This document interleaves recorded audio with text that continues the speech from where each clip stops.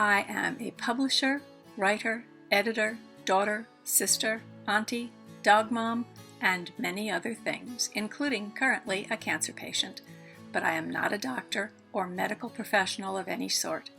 What you are about to watch is an episode of my journey through cancer. I'm sharing my adventure with you in hopes that you'll find something here that's comforting and maybe even inspiring. This video is not intended to provide any sort of diagnosis or treatment plan. Please go talk with your doctor for professional medical advice. It has been a long day, and I'm a little disheveled at this point, but this happened first thing this morning. Medicare Card came in the mail today.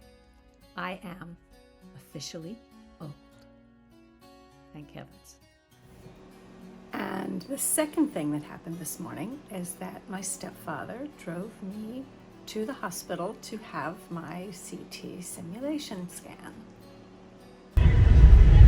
So my stepfather and I are on our way to Lewisburg for me to get my CT simulation. We're listening to 50s music. We're leaving early. We're taking the back way. We're going to stop and get something to eat because I do not have to fast for this one. Woo, woo!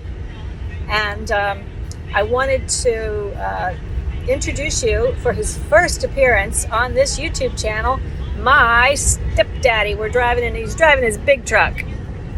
This is my stepdaddy, Jack Neal. You want to say hi? Hi. That might be as much as we're going to get from him. All right, so this is my attempt to get my stepdaddy, who we affectionately call Papa Jack, to get him to talk a little bit about himself. And so Jack, tell us, what did you do in your professional life before you retired? Taught kids, represented teachers. With PSEA. Woohoo!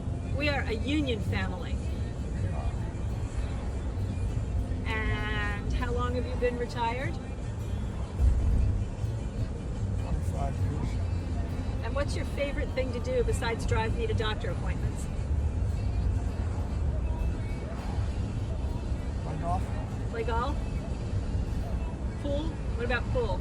Where does that go on your happy list? It's okay. It's not. I wouldn't call it one of my favorite things. Cards. Cooking. Cooking's fun. I don't mind cooking. I like people to eat. I'm on keto now, and so I don't eat mostly what Jack cooks.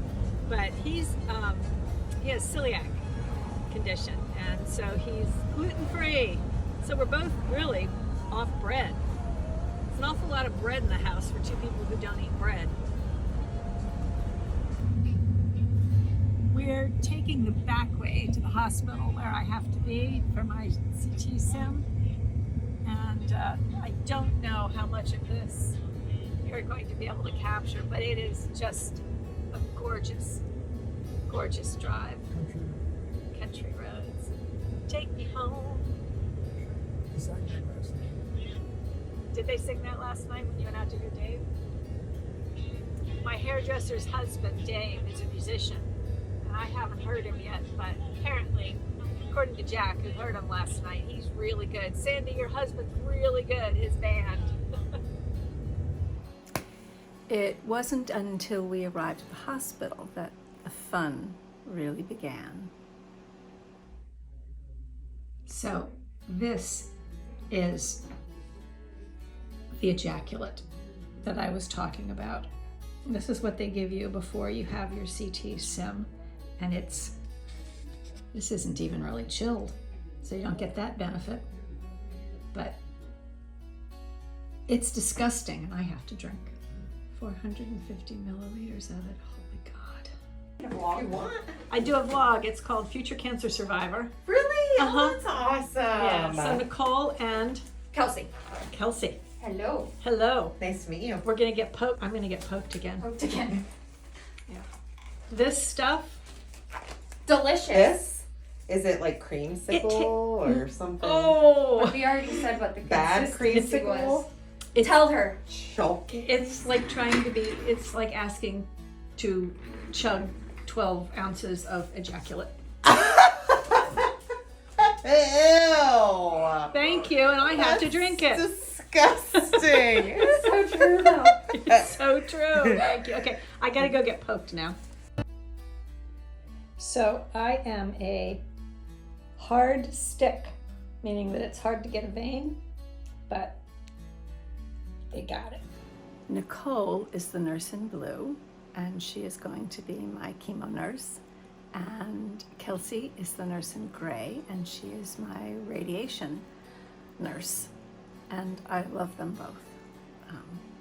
They laugh at my jokes. Michael, however, is the tech who actually did my CT scan this morning. And he wasn't comfortable being on film or in having me actually film in the room where the scan took place. So let me just tell you about the procedure. Okay, the first thing that happens when you get a CT simulation scan is you get an IV, and then they put dye in your body so they can better read what's going on inside of you. And I said in an earlier video that the dye burned, and then in a later video I corrected myself and said the dye didn't burn. It just gives you a warm sensation throughout your body.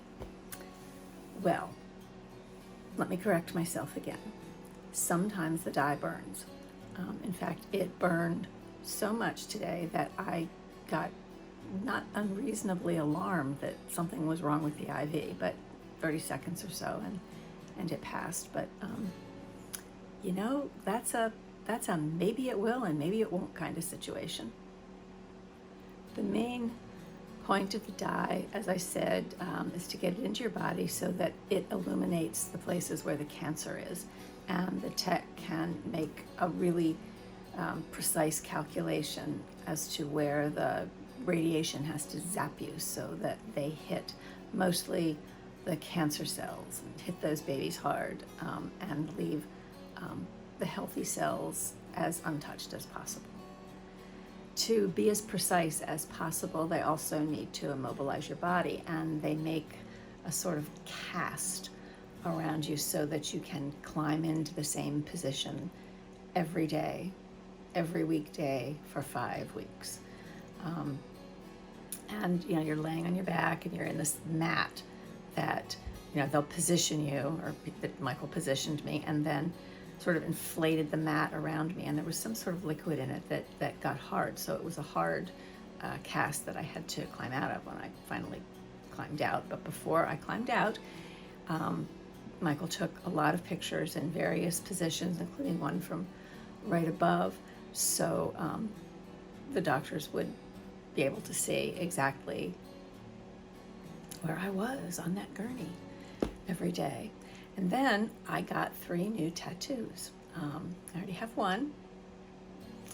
It's my only one. I always said I was going to get more, but I didn't expect to get 3 little pinheads, one in my belly and one in each hip. And that is where the lasers are going to be positioned, so they go in and hit my cancer precisely. Anyway, I have 3 little permanent blue dots around my hips, and I'm thinking that once this is all over, maybe I'll have them made into flowers or something. I don't know. Meanwhile, it's day 43, and I have 1 more test completed and took another little baby step, I guess, toward finally starting treatment.